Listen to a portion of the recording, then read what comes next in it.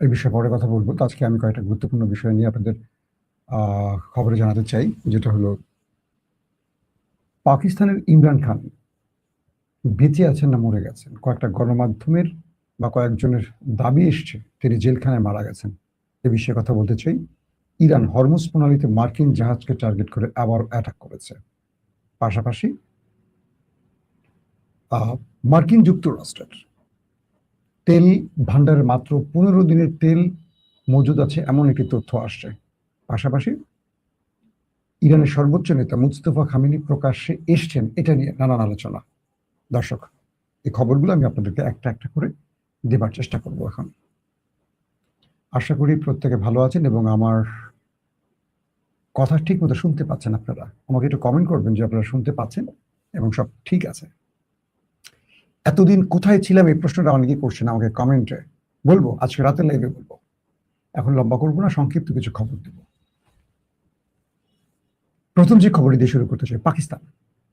আসিফ মনির সরকার ইমরান খানকে জেলে রেখেছেন একটা প্রতিষেধকমূলক ব্যবস্থা। অর্থাৎ কামাল জাভেদ বাজওয়া যখন পাকিস্তানের সেনাপ্রধান ছিলেন, তিনি হুট করে আইএসআই প্রধান থেকে আসিফ মনিরকে সরিয়ে দিয়েছিলেন। ওই সময়টা আজকের সেনাপ্রধান ফিল্ড মার্শাল আসিফ মনির ছিলেন পাকিস্তানের আইএসআই প্রধান। সরিয়ে দিয়েছিল কে? কামাল জাভেদ বাজওয়ানি সেনাপ্রধান। কিন্তু এই দফতরটি বা এই বিভাগটি প্রধানমন্ত্রীর আন্ডারে বলে এটার দায় নিতে হয়েছে ইমরান খানকে, যেহেতু পাকিস্তান সবসময় ক্ষমতার মালিক থেকে সেনাবাহিনী।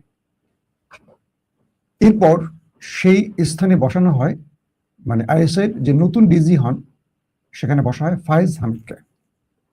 এবং ফায়েজ হামিদ একটার পর একটা সফল অপারেশন করে এক প্রকার আফগান থেকে আমেরিকানদের হটিয়ে তালেবান শাসন প্রতিষ্ঠা করেন। এ সময় আমেরিকারও একটা ক্ষোভ তৈরি হয় ইমরান খানের উপর এবং ফায়েজ হামিদের উপর, যে এই ব্যক্তিদের আমলেই আমেরিকা আফগানে পরাজিত হয়েছে। আমেরিকা তখন ষড়যন্ত্রটা নতুন করে কামার জাভেদ বাজওয়ার সাথে করতে থাকে। কামার জাভেদ বাজওয়া একটা নতুন নাটক তোলে, আস্থা অনাস্থা ভোটের নাম করে ইমরানের কোয়ালিশন ভেঙে দিয়ে ক্ষমতা থেকে ইমরানকে সরিয়ে দিয়ে পুতুল সরকার হিসেবে শাহবাজ শরীফকে বসানো হয়। এবং নতুন করে প্রশ্ন আসে, কামার জাভেদ বাজওয়া বিদায় নিলে কে হবেন সেনাপ্রধান। সেই সময়টাতে আমরা দেখলাম যে লন্ডনে থাকা, লন্ডন সবসময় ষড়যন্ত্র করে বোধহয়, না কি বলেন আপনারা? লন্ডনে থাকা মিস্টার নওয়াজ শরীফ তার সাথে একটা গোপন মোলাকাত করেন আজকের সেনাপ্রধান আসিফ মনির। তখন তিনি সেনাপ্রধান ছিলেন না, তিনি সেনাপ্রধান হওয়ার দৌড়ে 5 জন বা 10 জনের একজন ছিলেন, তার চেয়ে যোগ্য ব্যক্তিরা ছিলেন। কিন্তু এই আসিফ মনির নওয়াজ শরীফকে কথা দেন যে যদি তিনি সেনাপ্রধান হতে পারেন এক্সটেনশন দিয়ে, অর্থাৎ তার চাকরির মেয়াদ শেষ হয়ে যাচ্ছে, নতুন সেনাপ্রধান নিয়োগের 2-3 দিন আগেই, মানে টাইমটা এত সুন্দর করে মেলানো হয় যে কামার জাভেদ বাজওয়ান যেদিন বিদায় নেবে নতুন সেনাপ্রধান নিয়োগের আরো 5 দিন আগে ধরেন আসিফ মনিরের বিদায়। কিন্তু এরই মধ্যে আমাদের নওয়াজ শরীফকে যখন ক্ষমতার লোভ দেখানো হয়, তখন তিনি ক্ষমতার লোভে নতুন সেনাপ্রধান হিসেবে আসিফ মনিরকে নাম শনাক্ত করেন এবং তিনি বলে দেন নওয়াজ যে ইমরানকে রাজনীতি থেকে পুরোপুরি মাইনাস করে দিতে পারলে আপনাকে সেনাপ্রধান করা হবে, পরবর্তীতে তাদেরকে ক্ষমতায় বসাতে হবে। আসিফ মনির সেই ওয়াদাবদ্ধ হয়ে পরবর্তী নির্বাচনে ইমরান খানের দল জিতে গেল, ক্ষমতায় বসতে দেয়নি আসিফ মনির। এভাবে আসিফ মনির পর্দার আড়াল থেকে সেনাপ্রধান হন এবং ইমরানকে মাইনাসের কাজটা শুরু করেন। এরপর ইমরান খান আজ 3 বছর জেলে আছেন। এই ব্যক্তির বিরুদ্ধে আদালতে একটি অপরাধ প্রমাণিত হয়নি, যেহেতু নতুন করে প্রায় 200-র অধিক মামলা তার নামে করেছে এই আসিফ মনির সরকার। সাম্প্রতিক সময় গতকালকে পাকিস্তানের একজন প্রবাসী সাংবাদিক তার সোশ্যাল মিডিয়াতে লিখেছেন জেলখানায় ইমরান খান মারা গেছে এবং তিনি সেখানে উদ্ধৃতি দিয়েছেন 3 জন স্টিল সেনা গুরুত্বপূর্ণ কর্মকর্তার বরাত দিয়ে এই সংবাদটি তিনি পেয়েছেন। অর্থাৎ পাকিস্তান সেনাবাহিনীর 3 জন গুরুত্বপূর্ণ ব্যক্তির বক্তব্য যে ইমরান খান জেলে মারা গেছেন, এই তথ্যটি ওই সাংবাদিক প্রবাসে বসে পেয়ে তিনি তার সোশ্যাল মিডিয়ায় লিখেছেন।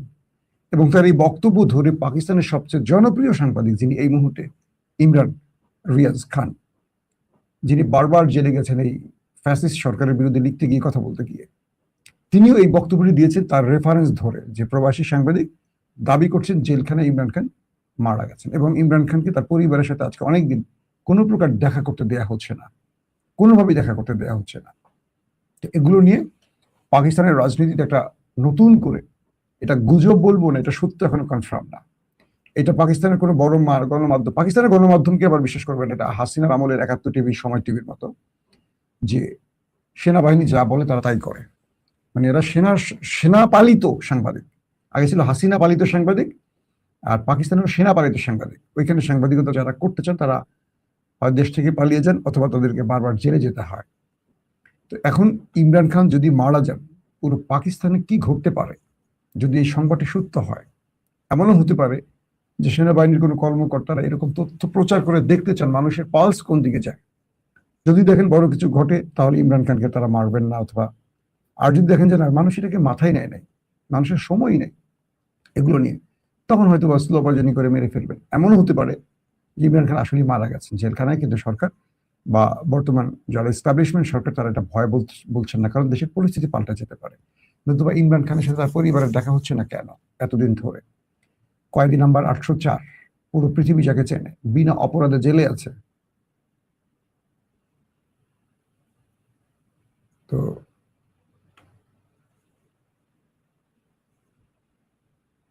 আমার আমার সাউন্ড কি ঠিক আছে তো? না, একজন বলছে সাউন্ড অফ হয়ে গেছে। আমি তো সাউন্ড দেখতে পাচ্ছি, আমার এখানে লেভেল শো করছে। ভাই বিরক্ত করবেন না, যদি শুনতে ভালো লাগে না শুনবেন না। ভাই আপনার জন্য খুব চিন্তায় আছে। জি, আমাকে যে আপনারা এত ভালোবাসেন, এটা আমি আসলে মুগ্ধ হই। যখন দূরে থাকি, যখন আমি কয়েকদিন ভিডিও না করি, মানসিকভাবে একটু কিছু কাজে বিজি ছিলাম, সব কাজ মিলে। তো রাতে এটা নিয়ে আপনাদের সাথে কথা বলবো, এখন কিছু খবর দিয়ে নিই আপনাদের। দ্বিতীয় যে খবরটি আসছে সেটি হলো কি বলে, ইরানে হরমুজ প্রণালীতে ইরানের আইআরজিসির আবারও মার্কিন জাহাজকে টার্গেট করে অ্যাটাক করেছে। বলা হচ্ছে যে মার্কিন যুক্তরাষ্ট্রের একটি তেলের ট্যাঙ্কারে তারা সিরিক বন্দর থেকে সিরিজ কয়েকটি মিসাইলের মাধ্যমে অ্যাটাক চালায় এবং সেই জাহাজটিতে আগুন ধরে গেছে। অর্থাৎ ইরান বলে দিয়েছে যে এই অঞ্চলে তুমি যা চাও আমার টেরিটরির মধ্যে আমি হতে দেব না। এবং আমেরিকা বারবার যে চেষ্টাগুলো করছে, সে চেষ্টায় ইরান বারবারই পানি ঢেলে দিচ্ছে। এখন হরমুজ প্রণালী পুরো ইরানের কন্ট্রোলে, তাদের ইশারা বা তাদের অনুমতি ছাড়া, তাদের হাতের কোনো সবুজ সংকেত ছাড়া হরমুজ বন্ধ থাকবে। এবং হরমুজে যখনই আমেরিকা কোনো অ্যাডভেঞ্চারের চেষ্টা করছে বা তার শক্তি প্রয়োগের চেষ্টা করছে, ইরান পাল্টা জবাব দিচ্ছে এভাবে। এবং আরো ইন্টারেস্টিং খবর, মার্কিন যুক্তরাষ্ট্রে তার রিজার্ভ তেল আর 15 দিন চলতে পারে, এই তথ্যটি কয়েকটি বড় গণমাধ্যম প্রকাশ করেছে। বলা হচ্ছে যে চীন যেখানে প্রায় 1 বছরের মতো তেল মজুদ রেখেছে, সেখানে আমেরিকায় মাত্র 15 দিনের তেল মজুদ আছে। হরমুজ বন্ধ, বাবুল মান্দাব বন্ধ, বিশ্ববাজারে এই যুদ্ধ পরিস্থিতির জন্য তেলের যে সংকট, মূল্যবৃদ্ধি, সবকিছু মিলে নাকাল এখন আমেরিকা নিজে। যেই ক্রাইসিসটি তারা তৈরি করেছে, সেই ক্রাইসিসে তারা নিজেরা আটকে গেছে। তো এই পরিস্থিতিতে আমেরিকা একটা বড় রকম বিপদে পড়তে পারে। এখন ধন্যবাদ ভাই যে লিখছেন।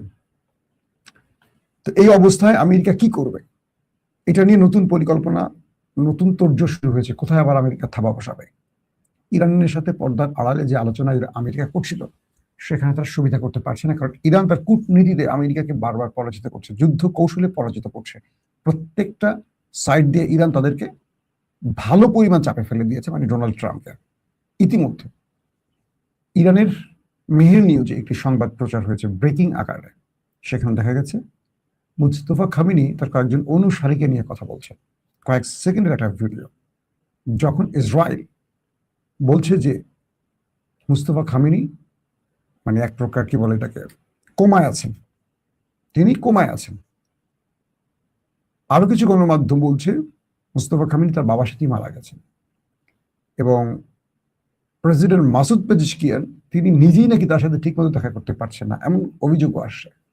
তো সবকিছুর উত্তর মিলাতে একটি ভিডিও প্রকাশ্যে এসছে, আর সেটি হলো তিনি কোনো একটি গোপন জায়গায় বা কোনো একটি জায়গায় বসে সুস্থভাবে তার সেই পোশাক পরা, যেভাবে তিনি পোশাক পরেন সেইভাবেই তিনি বসে আছেন এবং কয়েকজন অনুসারীর সাথে হাত নেড়ে কথা বলছেন। এটাকে যখন মেহের নিউজ প্রচার করেছে পুরো পৃথিবীতে, মুস্তফা খামেনির এই ছবিটি মানে তার বাবা মারা যাওয়ার পর বা হামলার পর এই প্রথম তাকে প্রকাশ্যে ইরান দেখালো। এটা কি ডিপফেক? এটা কি পূর্বের ভিডিও? এটা নিয়ে এখন আবার নতুন আলোচনা আসছে যে মুস্তফা খামেনি যেখানে বসে আছেন এটা কি পূর্বে কোনো রেকর্ডেড ভিডিও, অথবা এটা কি কোনো ডিপফেক ভিডিও? কি হতে পারে? এটা নিয়ে আবার আলোচনা শুরু। এতদিন ধরে আমরা দেখলাম যে মুস্তফা খামেনির বাবা আয়াতুল্লাহ খামেনির জানাজা দিন তার বাকি 3 সন্তান এসেছিলেন, তাকে দেখা যায়নি।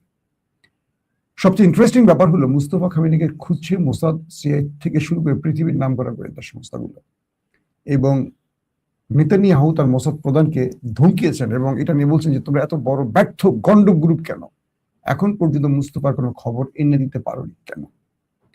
বলা হচ্ছে যে মুস্তফা এই মুহূর্তে রাষ্ট্রের সবচেয়ে ইম্পর্টেন্ট একজন ব্যক্তি হওয়ার বা তার বাবার মৃত্যুর পর ইরানকে রক্ষায়, সার্বভৌমত্ব রক্ষায় মুস্তফাকে খুব গুরুত্বপূর্ণ মানে খুবই ভাইটাল হিসাবে দেখা হচ্ছে। তো ইরান যদি এই মুহূর্তে মুস্তফাকে মেরে কি বলে ইসরায়েল বা আমেরিকা যদি এই মুহূর্তে তাকে মেরে ফেলতে পারে তাহলে ইরানের গেম ওভার হয়ে যাবে। এটা তাদের পশ্চিমা দুনিয়ার মানে কি বলবো যুদ্ধ কৌশলের একটা পার্ট হিসাবে তারা বলছে। তো ইরান এটাকে দেখছে যে তাদের দেশের সার্বভৌমত্ব রক্ষা, স্বাধীনতা রক্ষা, জনগণের ঐক্য ধরে রাখার জন্য একটা দাঙ্গা বা একটা বিধ্বস্ত পরিবেশ থেকে ইরানকে রক্ষা করতে হলে সব মিলে একটা কি বলবো 1000 বছরের ঐতিহাসিক পারস্য ইরানকে ধরে রাখতে হলে একটা নির্দিষ্ট ব্যক্তিকে তার আঙুলের ইশারার মাধ্যমে বাঁচিয়ে রাখতে হয়, যেটা আয়াতুল্লাহ আলী খামেনি করেছেন। তো এই জন্য ইরান তার ব্যাপারে সর্বোচ্চ সতর্ক আছে এবং বলা হচ্ছে যে ইরান বা আইআরজিসি, ইরানের যে মিলিটারি এস্টাবলিশমেন্ট, তারা যে কোনো মূল্যে মুস্তফাকে রক্ষার জন্য তাকে একেবারে সর্বোচ্চ গোপনীয় স্থানে রেখেছে, যার সাথে কারো যোগাযোগ ব্যবস্থা নেই। একদম নির্দিষ্ট কয়েকজন ব্যক্তির সাথে তার যোগাযোগ রেখেছেন, যাদের সাথে অন্য কারোদের যোগাযোগ থাকবে না। তো মোসাদ, সিআইএ তাদের তাদের সব রকম প্রযুক্তি ব্যবহার করে এখন পর্যন্ত মুস্তফার কোনো হদিস মেলাতে পারছেন না, কারণ তাদের টার্গেট মুস্তফাকে শেষ করে দিলেই ইরানের খেলা শেষ। আর ইরান জানে তাকে এই মুহূর্তে বাঁচিয়ে রাখাটা খুবই গুরুত্বপূর্ণ, তাই তাকে প্রকাশে আনছে না। তবে এটাও ঠিক, আমেরিকা বা ইসরায়েল বা পশ্চিমা দুনিয়ার গণমাধ্যমগুলো তাকে মৃত্যুর গুজব ছড়াচ্ছে একটা কারণে, যাতে তিনি একবার প্রকাশ্যে এসে জনগণকে আশ্বস্ত করতে গিয়ে ধরা পড়ে যান।